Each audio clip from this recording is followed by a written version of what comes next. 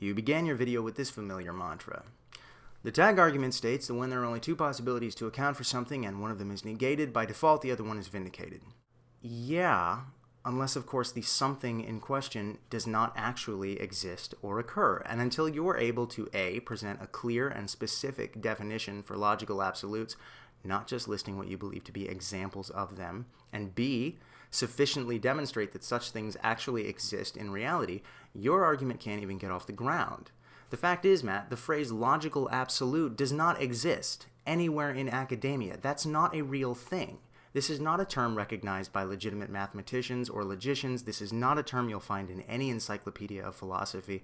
You and other apologists have essentially made it up, all on your own, for the purpose of arguments like this. This has been repeatedly pointed out to you on your own message boards and elsewhere by atheists and Christians alike, and you've conveniently ignored it.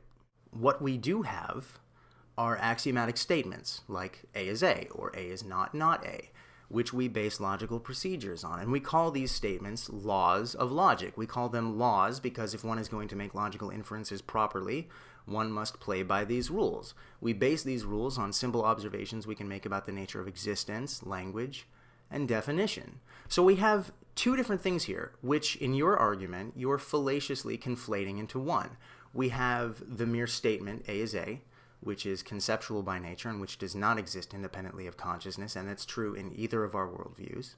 And then we have that to which the statement A is A refers. Now, what the statement A is A refers to is not a thing with its own existence. Rather, what A is A refers to is the behavior of things that exist, the nature of things that exist, including your God, if there were one. In a live conversation you and I had on Stickum a few months back, I asked you which of these two notions you're referring to when you say logical absolutes. You replied that it's complicated and difficult to explain and you'll get back to me some other time. Now, shockingly, you never got back to me, so allow me to deduce your position based on statements you've made. Here's a direct quote from you. Logical absolutes are a part of God's nature and essence. God cannot make something both A and not A, any more than God can lie or stop being God because God has a certain nature and must act consistent with his own nature.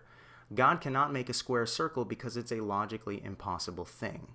So your claim is that statements like A is A refer to the nature of God's existence. And since it is the nature of God's existence to be what we call logically consistent, God cannot bring something into being which is contrary to this nature, something we would call logically inconsistent.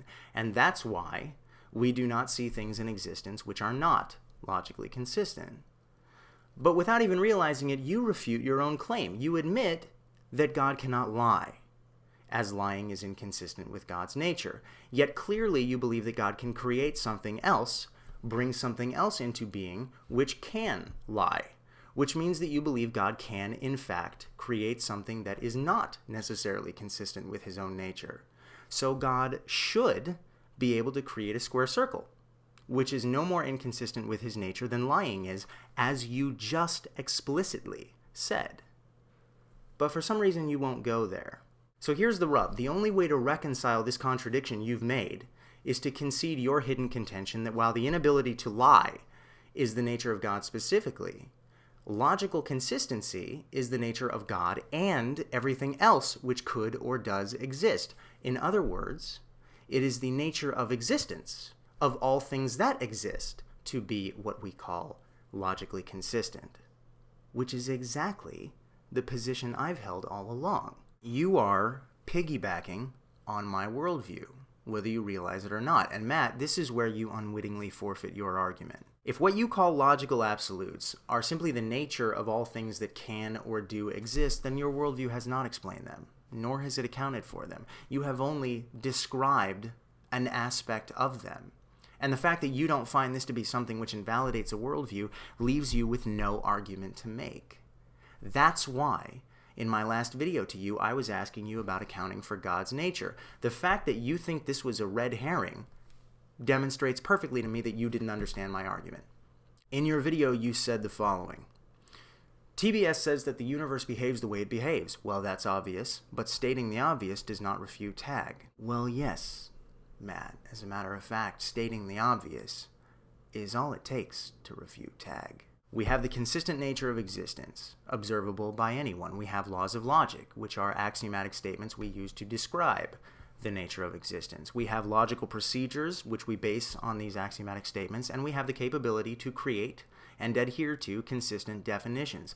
Nothing more than these things is necessary for logical processes to occur, and nothing about these things requires the existence of an invisible, transcendent, absolute, disembodied mind. Now, if your concern is that logical laws cannot be the product of human minds because human minds perceive and think differently from one another, well, you'll be happy to know that nobody ever claimed these laws were the collective product of all human minds acting unanimously. That's an absurd mischaracterization, convenient only for you. Only a handful of thoughtful people throughout history have contributed to the establishment of these axioms. It's not up for a vote. Other human beings are either on the same page or they aren't. A human being is free to arrive at any conclusion they wish, but if they intend for their inferences to be considered logically valid, their reasoning has to be consistent with these axioms. If it isn't, we have a word for that. It's called illogical. Happens all the time. If your concern is that finite subjective minds cannot be absolutely certain that statements like the law of non-contradiction are without exception, once again, you need to be reminded that you are in no position to make that assessment either. I explained exactly why this is in my last video, but it seems to have escaped you. Here's what you said. Quote, TBS says that Christianity does not equip me to demonstrate that the law of non-contradiction is true. On the contrary, the Christian worldview allows me to see that laws of logic are attributes of an absolute, transcendent, eternal mind which cannot be self-contradictory and is therefore true. Okay, putting aside for a moment the mystery of how on earth you think that's a valid response to my challenge, you're still conflating two different claims here. It's one thing to say that logical absolutes, whatever those are, can be accounted for by Christianity because XYZ. It's another thing altogether for you to claim to know that the law of non-contradiction is one of those absolutes. Can you demonstrate that the law of non-contradiction specifically is absolutely true, and that it's true non-tautologically? No. The most your worldview allows you to claim is that if the law of non-contradiction were one of those absolutes, then it would be accounted for by saying it's an attribute of God's nature. But you haven't made it that far, Matt. Epistemically, you have yet to identify any grounds for the assumption that the law of non-contradiction is one of these absolute transcendent truths you speak of. So if you think this deficit of absolute certainty is problematic for my worldview, I'm sorry, it's problematic for yours too. Here's what it comes down to. Tag asserts that logical absolutes, a word you made up, are things whose existence need to be accounted for. But you have yet to clearly define these things or demonstrate that these things exist as you have defined them. And until you do, it is fallacious for you to assert that they need to be accounted for. You wouldn't claim that one of our worldviews must account for the tooth fairy, would you? No, because the tooth fairy is not known to exist as defined. And neither are logical absolutes until you can demonstrate otherwise. We're all still waiting. The closest you've ever come to defining logical absolutes is to say that they are truths. But truth is not a thing that exists in and of itself. Truth is a word we use to describe a certain type of relationship between a statement and reality, namely that the statement reflects reality accurately. So to say that logical absolutes are truths is to do nothing more than identify them as the accurateness or the accuracy of statements like A is A. But if logical absolutes are defined as the accuracy of statements like A is A, rather than being defined as the statements themselves or that to which the statements refer, then you would be incorrect in saying that A is an example of a logical absolute. It wouldn't be in this case. So to define logical absolutes as truths is to define them inconsistently with the way you've been using the term. So again, I ask you, what are they? The bottom line is this. You have made something up, which you call logical absolutes. You have neglected to define it.